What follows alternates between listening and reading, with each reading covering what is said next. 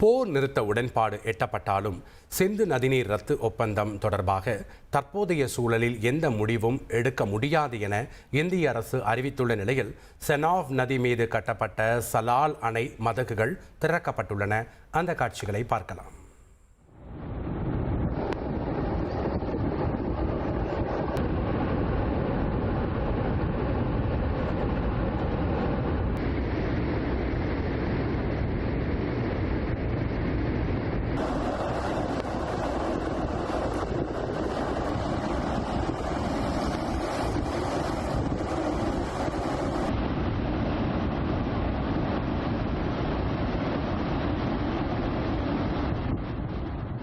கூடுதல் தகவல்களுடன் இணைகிறார் செய்தியாளர் தாயுமானவன். வணக்கம் தாயுமானவன். சலால் அணை மதகுகள் திறக்கப்பட்டு ஆர்ப்பரித்து செல்லக்கூடிய வெள்ளத்தை நம்ம பார்க்கிறோம். காட்சிகள் மற்றும் விவரங்களை பதிவு பண்ணுங்க தாயுமானவன்.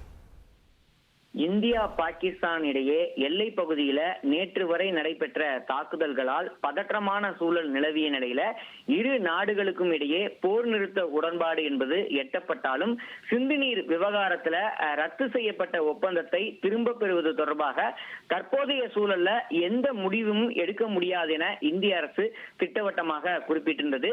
இந்த நிலையில தான் செனாப் நதிநீர் மீது கட்டப்பட்டிருந்த பள்ளிக்கார் அணை நேற்றைய தினம் திறக்கப்பட்ட நிலையில் இன்று ரியாசி அருகில் இருக்கக்கூடிய சலால் அணையில் இருந்து மதகுகளும் தற்போது திறக்கப்பட்டிருப்பதை பார்க்க முடிகிறது.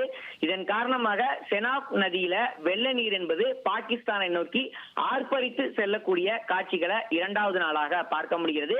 பாகிஸ்தானுடைய பஞ்சாப் சமவெளி பகுதிகளில் வெள்ள அபாயம் ஏற்படும் ஆபத்து என்பது ஏற்பட்டிருக்கிறது.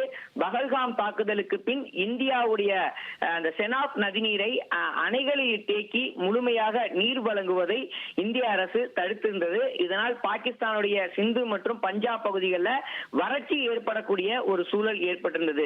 இந்த நிலையில்தான் போர் நிறுத்த உடன்பாடு எட்டப்பட்ட நிலையில் ரத்து செய்யப்பட்ட சிந்து உடன்படிக்கையை திரும்ப பெற தற்போதைய சூழல்ல இந்தியா மறுத்துவிட்டது. அதே சமயம் உள்நாட்டு மற்றும் விவசாய பயன்பாட்டிற்காகவும் நீர்சக்தி மின் திட்டங்களுக்காகவும் சலால் மற்றும் பள்ளிக்கார் மற்றும் தூலசுத்தி உள்ளிட்ட நீர்மின் திட்டங்களுக்கான நீர் என்பது தற்போது திறக்கப்பட்டிருப்பதாக குறிப்பிட்டிருக்கிறது.